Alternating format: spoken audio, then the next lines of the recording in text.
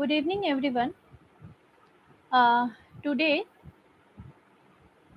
I will explain you about the assessment of personality. In the previous class, I taught you what is personality, what are the main theories of personality.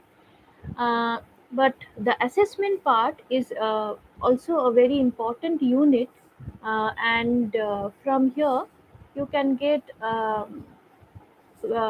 mainly some questions are made for this assessment part because personality assessment is a very important aspects of psychological testing. So there are various assessment techniques. We will study about the methods of personality, like the observation, interview, personality inventories, rating scale, behavioral data, situational tests, projective test, etc. So then, why we actually do this assessment? So, mm, like we know that what is personality. Now, to get a description about that person, the characteristic traits about that person, we actually do these type of personality tests, or there are some assessment techniques for personality to assess some individuals.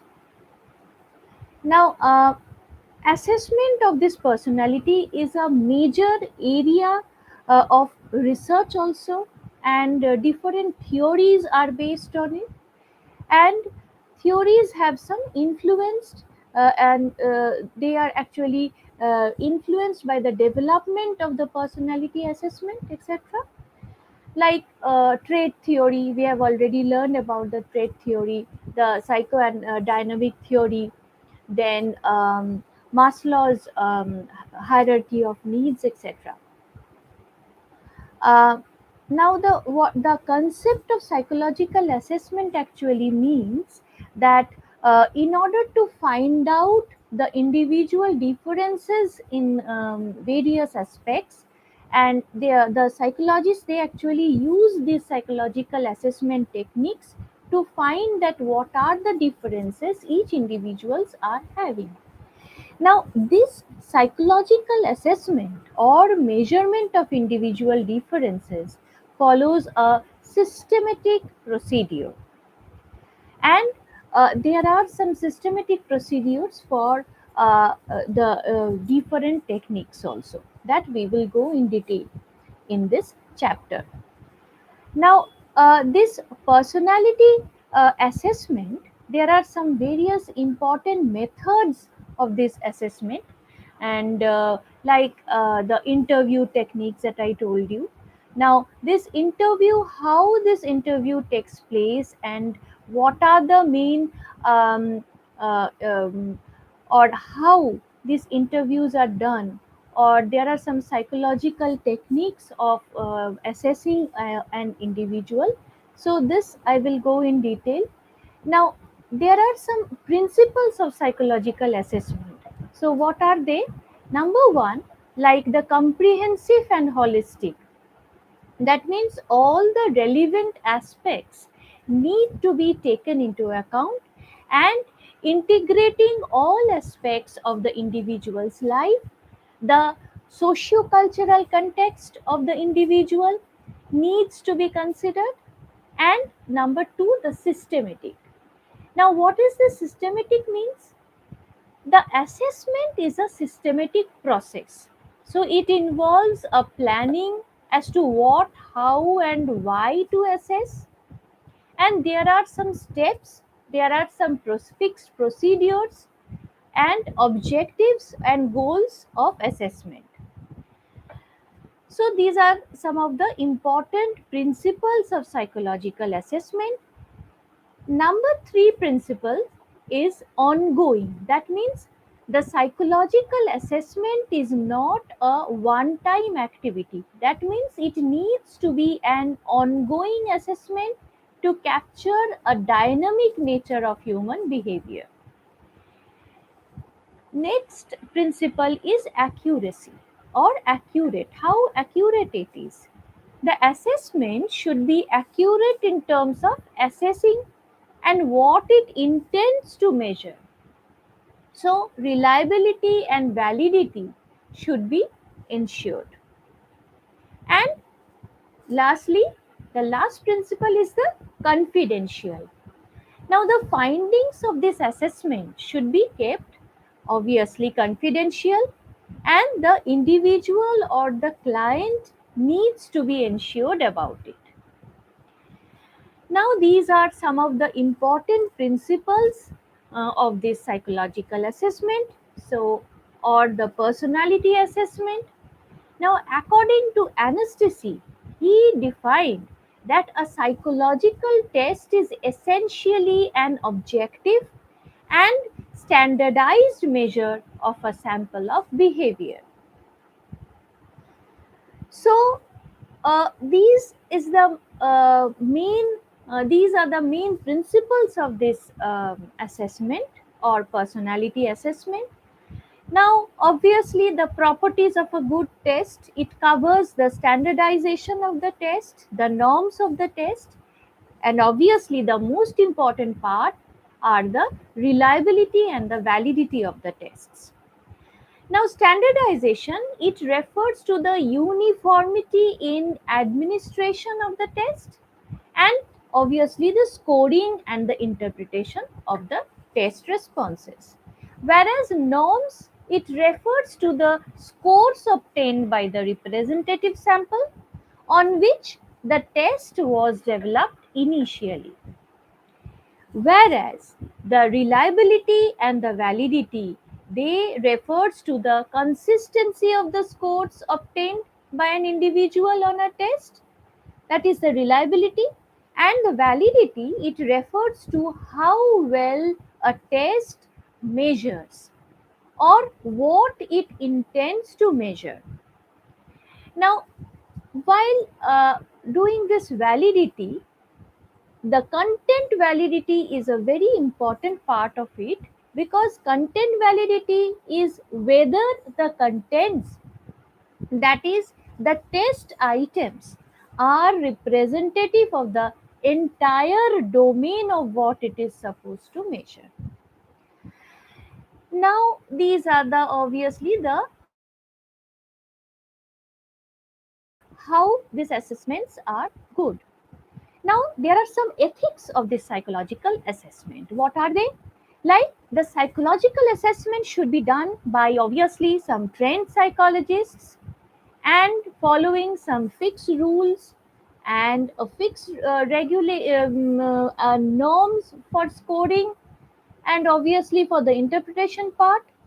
And it is unethical to use a psychological test without having a formal degree or training of the same. That means on psychology. Then the client should be briefed about the intent and the use of the test before conduction of any type of psychological test. Then the client is also informed about the confidentiality of the test findings, and as a psychologist or the researchers, you are also required to provide and report the findings in an unbiased way.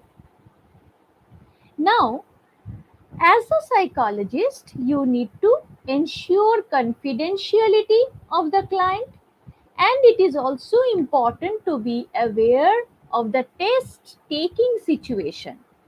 Obviously, if you take the test in a very noisy or a loud experimental room, then obviously there will be an extraneous variable which will try to disturb the client or the patient. So, these factors are very important for any type of psychological assessment techniques or tests. Now, the personality assessment, there are some uses, there are some scope, like in the educational setup, like we use this personality test for research purposes, research studies, and also other personality traits like conscientiousness, which refers to being systematic and thoughtful, may also influence the academic success of that person. Or personality traits have also been linked to bullying or any other problem related in school or colleges, etc. Now, this personality assessment has also been widely used in career decision and findings out the fit between the career requirements and the personality traits. Now, these personality assessments are also used in the clinical purposes. Why? Like if there is any or the test findings, if there is any problem, or if the interpretation, from the interpretation we can find that yes, there are some types of problems in the personality of that person, then the a fixed diagnosis of this personality disorders can be find out. And it has implications for counseling also. Now, uh, for health and well-being also, sometimes these personality assessments are very important. Then for industrial and the organizational content, also for recruiting any person, for interview, for job analysis, for any type of conflicts, to resolve any type of conflict, this type of personality assessment techniques are mostly done. And for military setup or sports, this application of this personality assessment are mainly done. Now, this personality assessment has relevance and applications in varied settings. Uh, Now, there are some methods of this personality assessment. Now, this there are mainly two groups of this personality assessment: the direct methods and the indirect methods. Now, the direct methods, it includes like the observation, the interviews, the personality inventories or any type of questionnaire settings, then rating scale, and the behavioral data and the situational test. Whereas the indirect method, it includes the projective techniques, etc. Now, there are various types of projective techniques that we will learn in detail later on. Now, observation means to observe, and obviously observation is a direct method because we are facing our client face to face. And during this observation, a psychologist has an objective to view a pattern in the behavior which explains cause and effect specifically.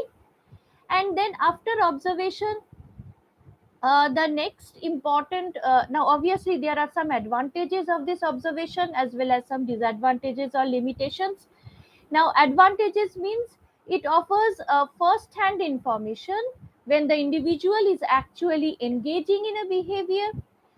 Whereas the limitations are like two limitations of observation method are the observer bias, number one, and number two, the observer effect.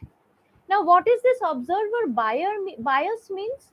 The person who is observing have his own biases, beliefs, and value system, obviously, which may affect the observation process. Whereas the observer effect, it refers to the effect on the person because of the fact of being observed, and the person may become conscious and may not show the natural response or behavior. Whereas this the next direct method is the interview method. Now, in this interview, the interview, as it is known to everybody, that it consists of asking some questions to the person or the interviewee and about his or her behavior. Specifically in this aspect, like personality assessment. Now, it is mainly done for any type of job interview, for any type of, and obviously there are some semi structured, and or even structured, or maybe sometimes it is unstructured interview. So there are some specific questions sometimes, and this type of technique is very common, as we can apply this interview technique to for the job, for the school purpose, for the college interview, or for any type of other clinical interviews also, to some extent. Now then comes the and as this like the observation technique, this interview also, it has some advantages, like a lot of relevant and in-depth information, both verbal and non-verbal, can be collected with the help of this interview method. Now this interview, it offers the greater flexibility than other methods of psychological assessment. Now, like this, there are some limitations too. Now, the limitations are like the bias of interpretation. That means interviewer may be biased and his or her beliefs and prejudice. Then the halo effect. Now, what is this halo effect? Now, which may create a positive or negative first impression of the client in the beginning of the interview. And then the interviewer subjectivity. What is that? As the interviewer plays a crucial role in interviewing and interpreting the responses of the individual, the subjectivity of the interviewer may affect the result. Then the lacks of reliability and validity. That means, as we have discussed, that the reliability and validity are two of the properties of a good psychological test. So in case of unstructured and semi structured interview, the reliability and validity will be less because of the subjective nature of the interview. Whereas time consuming, it is time consuming obviously, then not easy to take the interview. So it needs specific training, and there must be some fixed questions according to the goal or objectives of the interview, etc. Then the personality inventories. Now, personality inventories are questionnaires or scales that consist of the questions or any type of statements, and the individual or a test taker needs to answer these in a specific standardized format. Now, it is also called the self reports, as the individual himself or herself reports or answers the questions, unlike indirect observation, where the researcher observes the individual and gathers the data or report.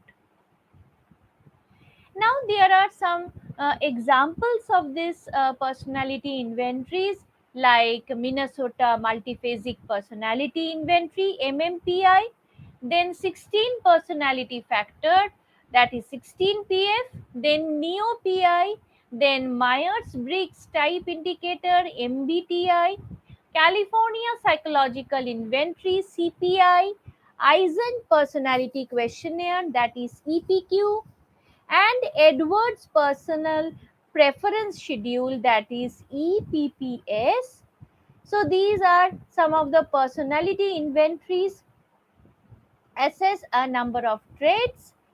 Now, Minnesota or multiphasic personality inventory (MMPI), it was developed in 1930, and the MMPI has been researched a lot and revised. Then it was revised by Boucher, Dahlstrom, Graham, Telgen, etc. in 1989. And this MMPI adolescent, it consists of 567 true or false items, and it has 10 scales and 4 validity scales. The test aims at assessing the likelihood of psychological disorders in the individual. Now, this MMPI A has been developed specifically for the adolescents. It consists of 478 items, and and the provision of age appropriate norms. Then MMPI was developed for assessing the psychopathology. It has been used widely both for clinical as well as for normal population. Now, after that, the CPI, that is the California Psychological Inventory. Now, it was or it has been specifically developed for the normal adult population, and so several of the attempts of the CPI are drawn from MMPI. Now, there were some recent editions of this CPI, uh, and it consists of 434 true and false items and 20 scales, and a short form of CPI was also developed. It consists of 260 items and is also available. It was developed by GOG in 2002. Then neuroticism, extroversion, openness, personality inventory revised, that is NEOPIR. This test is a widely used assessment of personality developed by Costa and Mac Cray in 1995, and it is based on five-factor model of personality, which we will go in detail later on. Now, this NEOPI-R is used with normal populations and both for adults as well as for adolescents. Now, the scale assesses the five factors of personality, and they are: number one, the neuroticism; two, the extroversion; three, openness to experience; then agreeableness; and lastly, the consciousness.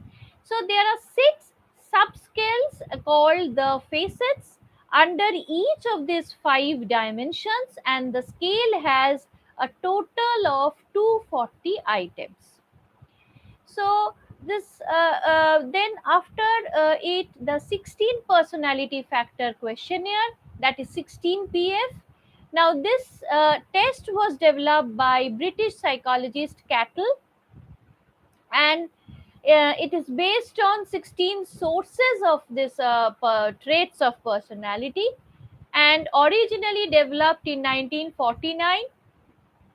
The fifth revision by Cattle in 1993, and of the scale is being used at present.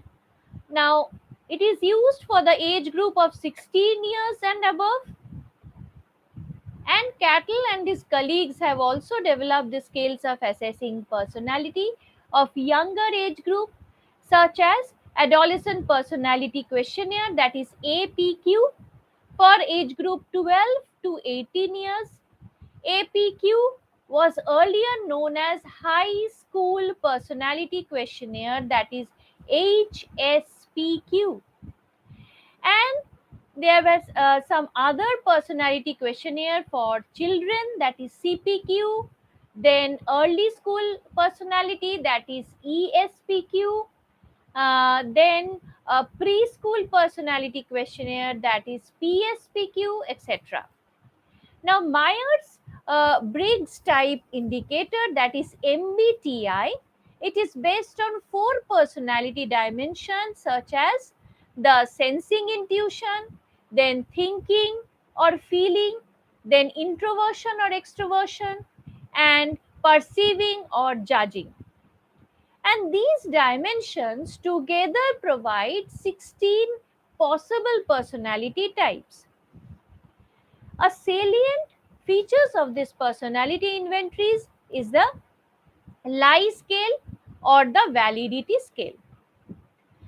Now, this was all about this MBTI, and obviously there are some advantages, like this personality inventories are easy to take, easy to administer, easy to score and also interpret. They are less time consuming and can be administered in group setting too, and they are standardized, so it can be administered very easily. and giving some specific instructions to them, and thus no intensive training is required to administer this type of personality inventory. Now, there were some limitations also, like participants may give socially appropriate answers instead of honest answer. Their response may vary because of cultural influences to them. Then respondent or participant may not respond, answer in a responsible way or sincerely, etc. So these were the some of the methods. Next come to the rating scale. This rating scale, it consists of standardized items that are to be rated on a fixed parameter. For example, the teacher can rate the student with regard to sociability or initiative quality. Thus, rating scales, it involves assigning of ratings by the concerned individual himself or herself, or by another individual or assessor, like they may be parents, teachers, supervisors, etc. Now, there is also a possibility that you may give good ratings even when it is correct, as it will reflect good on you. So, this is called the social desirability effect, which means that one acts according to what is desirable by the society. So, the social desirability effect may also operate in case of personality inventories and even in interview. So, further, when the rating is done by another individual, it may give a biased response. So, some advantages of this are mainly it gives some better pictures of the behavior or trait of that person. Then the rating by significant others also will provide a more accurate picture of the personality of the individual. And the limitations, like if rating is not done honestly, it may result in biased responses, obviously, and also socially desirable responses. Then some behavioral data, the next part. And as we have seen that there are some direct observation mentioned earlier, similarly some behavioral data also includes these observations of the behavior of that person or individual. And the difference is that it does not require a researcher, a psychologist to be present to observe the behavior, and rather the job is done by a device. Now, Mayhel, Pennebaker, Crow, Dabbs, and Price in 2001, they created an electronic activated record, that is EAR, which is worn by the individual, and it um, unobtrusively monitors his or her real world moment to moment interactions. So, this device picks up the auditory information and relates it to their personality traits. Like, for example, studies found that the happiest people have the most social interactions in their daily life. Now, this EAR device helps in having an objective assessment of this personality as reflected in the day to day life. Now, obviously, there are some advantages of this, like it provides an objective measurement in natural or real world setting, etc. Whereas the limitations are like the person may become conscious of the device and may not behave naturally. Now, the situational test. This the name suggests that it involves the assessing the individual in carefully designed situation, and here the behavior of the individual is observed in a purposefully designed situation. Now, the situational tests of personality were first used for selection of the military personnel for critical overseas assessments during this World War II. And one of the variants of this test is situational stress test, in which the individual has to react to various stressful or any type of frustrating or emotionally disruptive situation. Now, this was the situational test. So, Hartshorn, May, and their associates in 1928, 29, and 30, they used the situational tests for the Character Education and Inquiry CEE, and it involved the testing children in natural situations. Obviously, there are some advantages of this, like situational tests have the advantage of assessing the personality in real life situation. So it is more real than the other tests, whereas the limitations are like the situational tests are time consuming, it require more energy and planning, etc. Then comes the one of the most important assessing technique, that is the projective technique. Now, what is this projective technique means?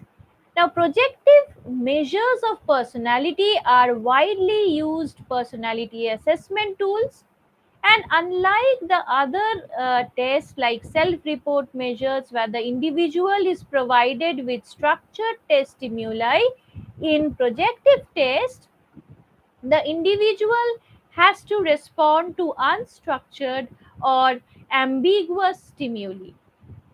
Now, these projective techniques are based on the psychoanalytic viewpoints of personality, which says that the real nature of personality lies deep in the unconscious mind, whereas hence the responses to the questions asked in the inventories or the interview may not reflect the true personality characteristics of the individual.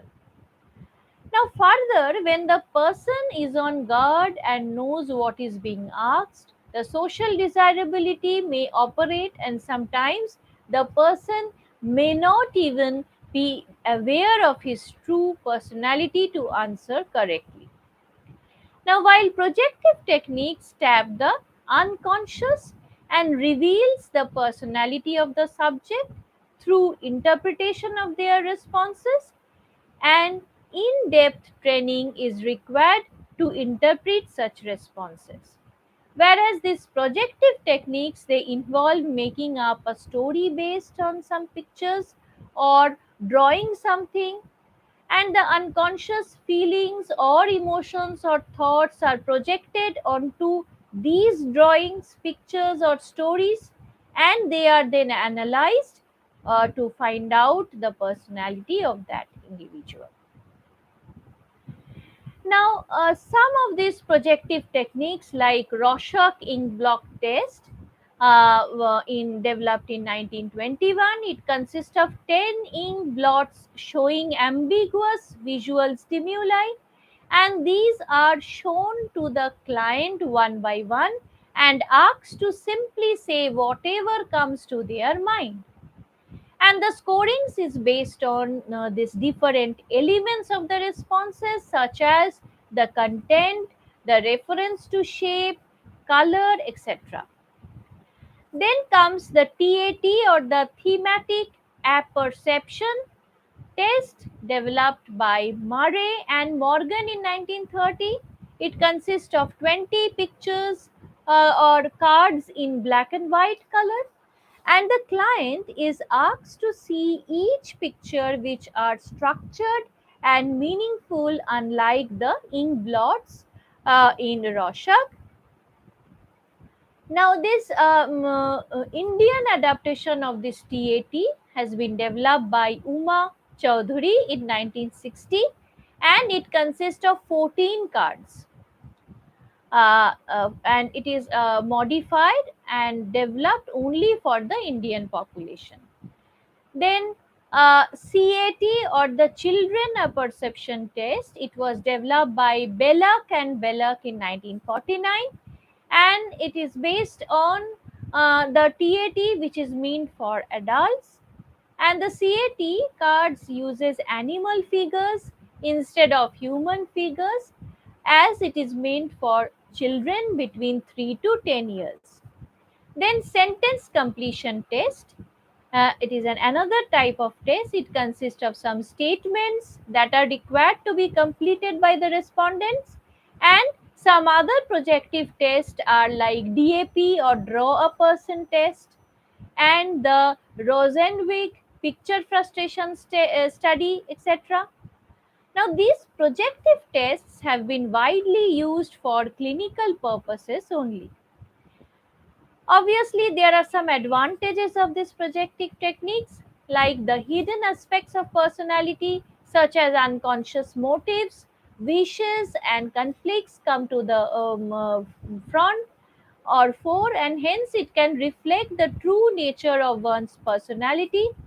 The limitations, like the projective techniques, are subjective in nature, though predetermined categories are used for scoring and details are specified for interpreting.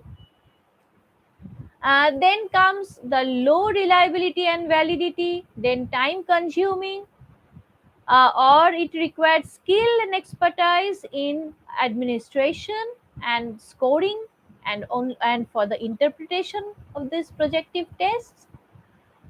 So these are the most important types of these projective techniques of personality tests, and the standardization, the validation, and the reliability are very important. So this is what the personality assessment, or the assessment methods, or the techniques that are mostly used for the personality uh, of an individual. Then in my next class I will go in detail about the next unit, that is, it covers mainly the next part, that is the Indian thoughts, or the intelligence and aptitude, and the Indian thoughts in psychology. This two part, mainly the block 2 and block 3, and the motivation and creativity and guidelines for all these.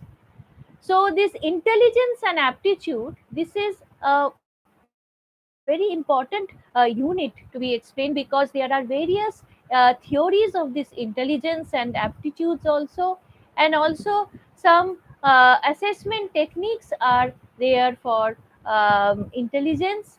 So I will go in detail about these in the next class. Thank you, everybody. Thank you for listening.